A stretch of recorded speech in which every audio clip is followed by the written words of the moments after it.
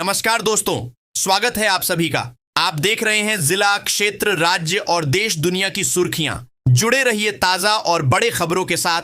केंद्र सरकार और बिहार के मुख्यमंत्री श्री नीतीश कुमार जी ने 2026 में कौन कौन सी बड़ी योजना और नए नियम लागू किए हैं। 1 करोड़ युवाओं को नौकरी कब मिलेंगे, गरीबों को 3.5 लाख रुपए का पक्का मकान कब मिलेगा, महिलाओं के बैंक खाते में 2 लाख रुपए कब आएंगे, यह सभी योजना और नए नियम के बारे में एक एक करके विस्तार से समझाएंगे। तो दोस्तों बने रहिए खबरों के साथ। अगर हमारे वीडियो को सब्सक्राइब नहीं कर रहे हैं तो वीडियो को सब्सक्राइब कर लीजिए और चैनल को एक लाइक कर दीजिए। साथ ही कमेंट करके बताइए कि यह वीडियो आप कहां से देख रहे हैं। साथ ही साथ अगली बड़ी खबर।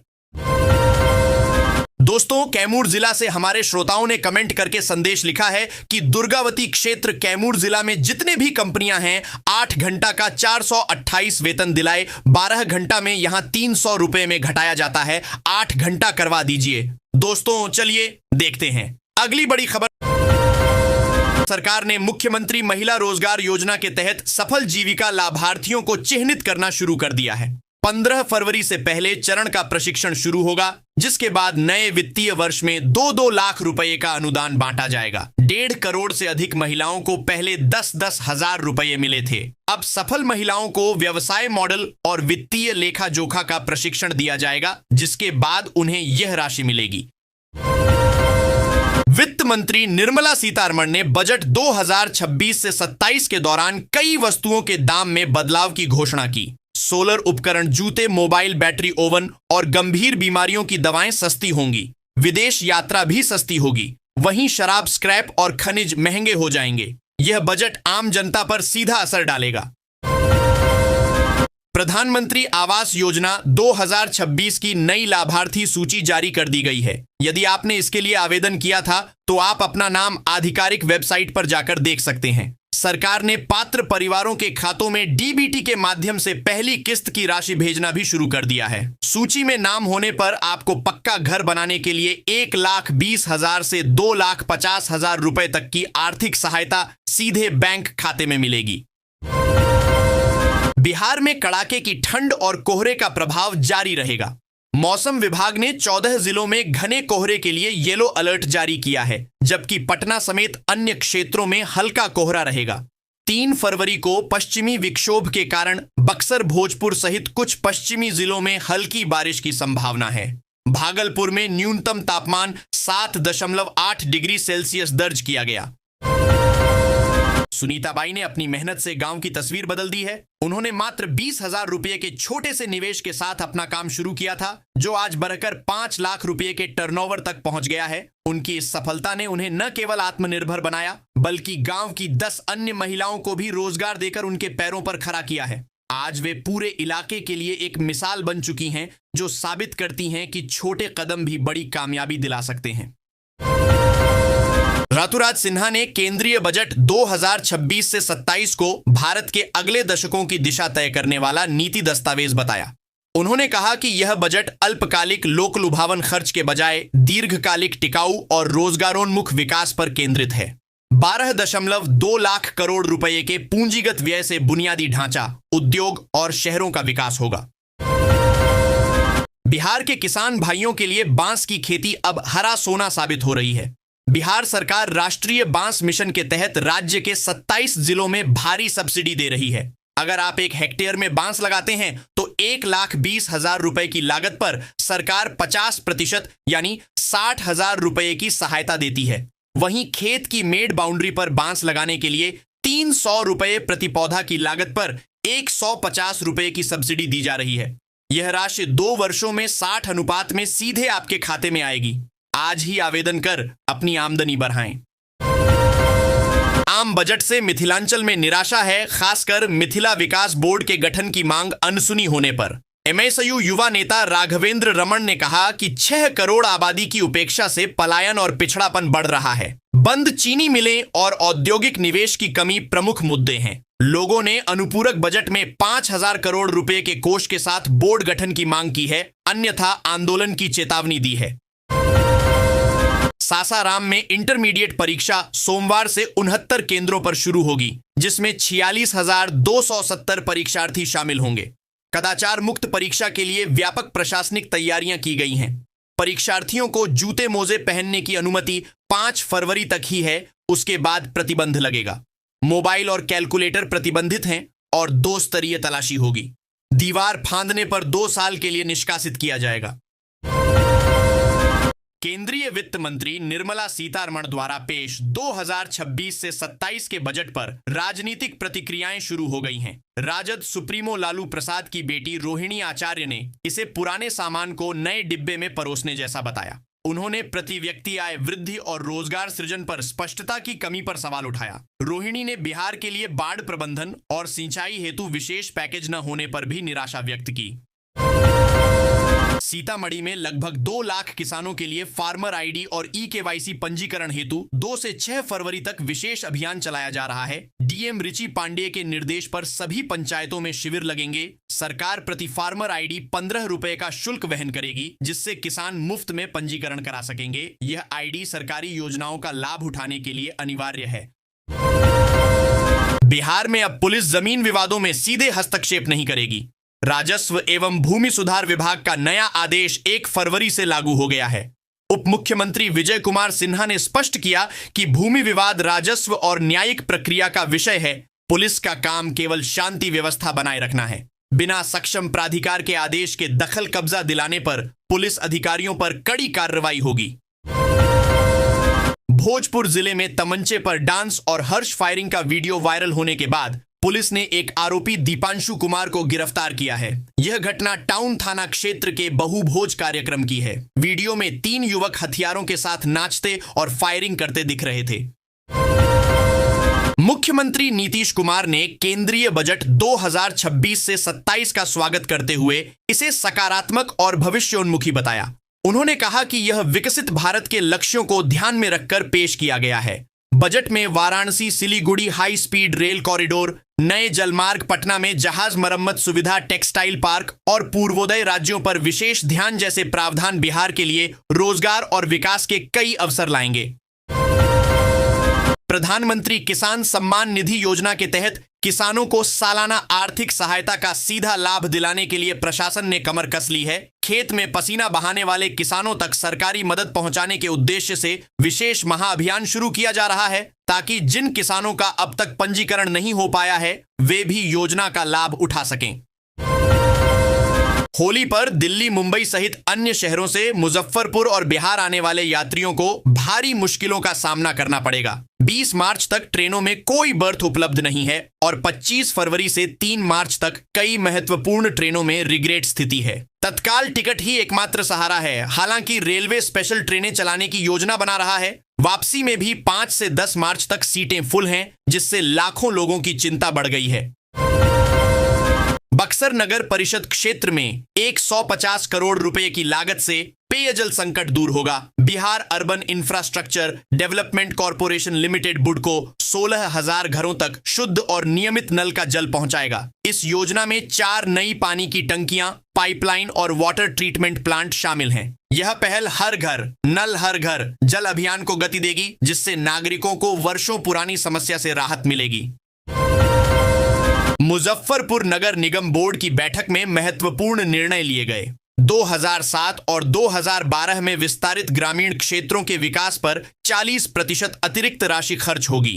बैठक में अधिकारियों के आवास पर तैनात 100 से अधिक मानव बल पर नाराजगी जताई गई और जांच की मांग हुई। बरसात से पहले नालों की उड़ाही और नाला निर्माण पूरा करने के निर्देश दिए गए। एक जेई को बैठक से बाहर भी किया गया।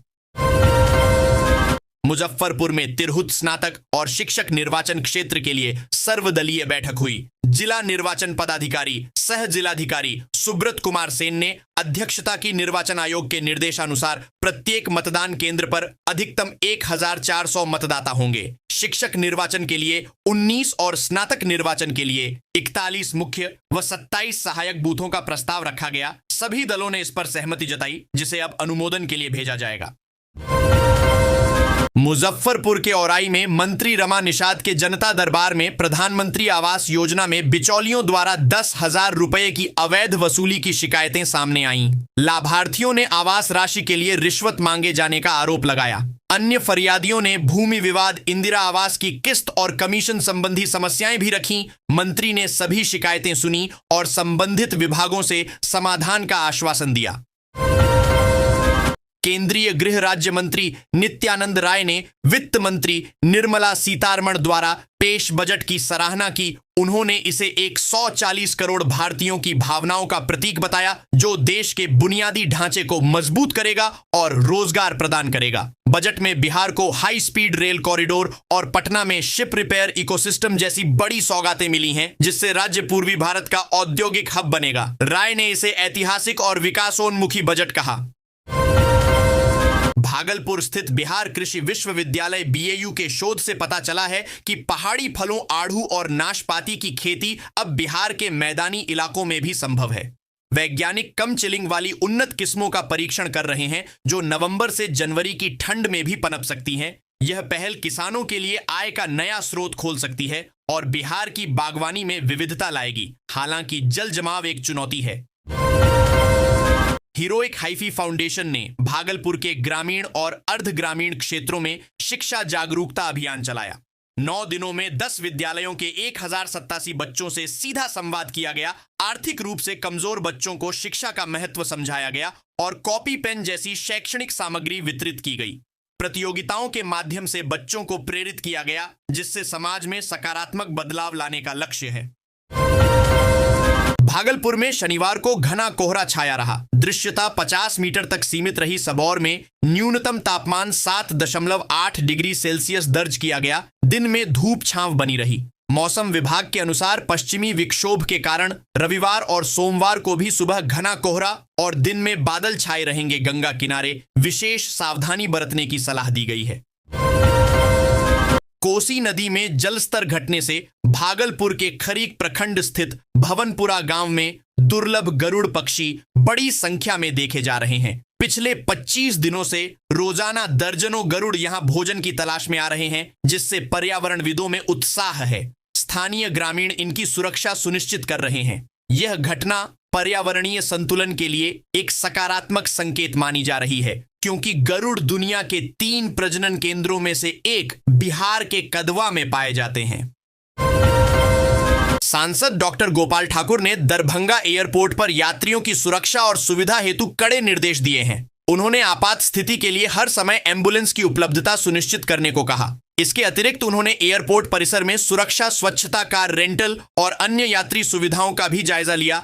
अधिकारियों को लापरवाही न बरतने और सभी व्यवस्थाओं को दुरुस्त रखने के सख्त आदेश दिए गए। बिहार के दरभंगा में मृत कौओं में बर्ड फ्लू की पुष्टि होने के बाद प्रशासन सतर्क हो गया है।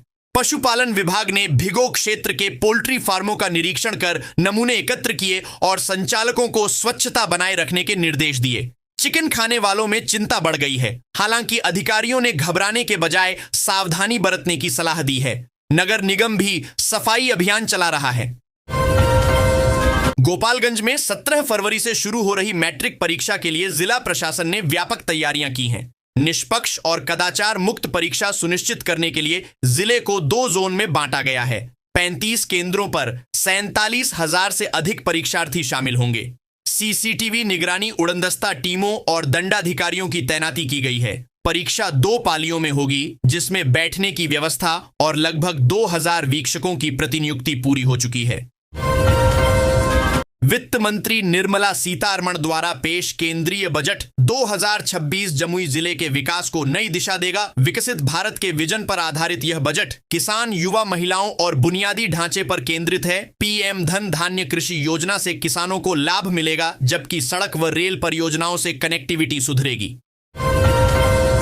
असम में अवैध कोयला खनन और बिहार में सक्रिय एंट्री माफिया के कारण सरकार को प्रतिदिन लगभग 1 करोड़ रुपए का राजस्व घाटा हो रहा है। फर्जी ई-वे बिलों के जरिए कोयला ट्रकों को बंगाल होते हुए बिहार में प्रवेश कराया जाता है। पिछले 3 महीनों में राज्य कर विभाग ने ऐसे ट्रकों से 2.42 करोड़ रुपए का जुर्माना वसूला है, जिससे इस अवैध कारोबार की गंभीरता उजागर होती है।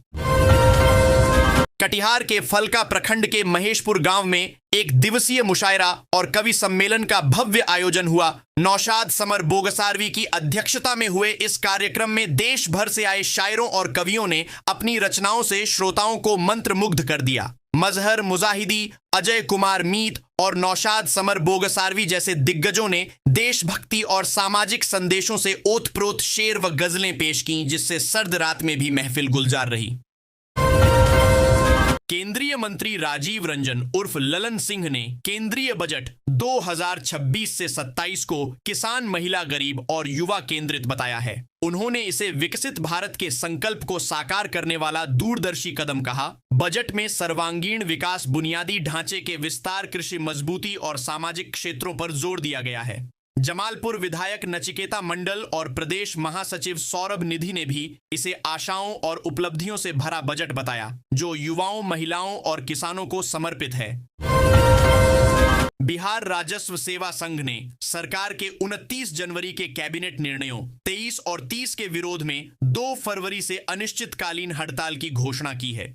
संघ का आरोप है कि ये निर्णय नियमावली और संवैधानिक प्रावधानों का उल्लंघन करते हैं, जिससे संवर्गीय अस्तित्व और पदोन्नति प्रभावित होगी। नालंदा इकाई ने भी आंदोलन को समर्थन दिया है। पूर्णिया के कस्बा प्रखंड में किसानों के लिए ड्रोन तकनीक वरदान साबित हो रही है। मजदूरों की कमी और बढ़ती लागत के बीच अब ड्रोन से मक्के की फसल में कीटनाशक और उर्वरक का छिड़काव कम समय और लागत में किया जा सकेगा। मलहरिया पंचायत में इसका प्रदर्शन हुआ, जिसमें जिला कृषि पदाधिकारी और मुखिया मौजूद रहे। पायोनियर द्वारा 600 एकड़ में मुफ्त स्प्रे का लक्ष्य है, जिससे किसानों को समय, श्रम और लागत की बचत होगी। इंट्राडे के दौरान सेंसेक्स में 2000 अंकों की गिरावट आई थी, जबकि निफ्टी 700 अंक गिर गया था। कैपिटल सेक्टर के शेयरों में भारी गिरावट रही। दोपहर 1 बजे सेंसेक्स 600 अंक टूटकर 81,700 पर कारोबार कर रहा था, जबकि निफ्टी 220 अंक टूटकर 25,100 अंक पर कारोबार कर रहा था। बीएसई ग्रो जैसे शेयरों में हाहाकार मचा हुआ है। वहीं वेदांता, हिंदुस्तान जिंक और हिंदुस्तान कॉपर में भारी गिरावट देखी जा रही है।